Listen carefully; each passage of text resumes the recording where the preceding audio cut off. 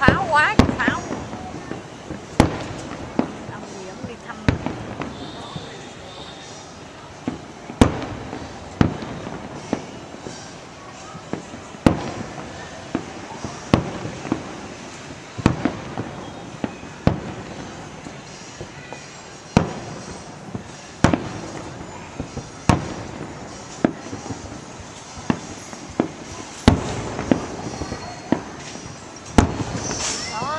Bắn à, bắn tầm thấp đó. Cái đó là biết ở đâu không? Ở xa lộ á. Bắn lơ rơ quá.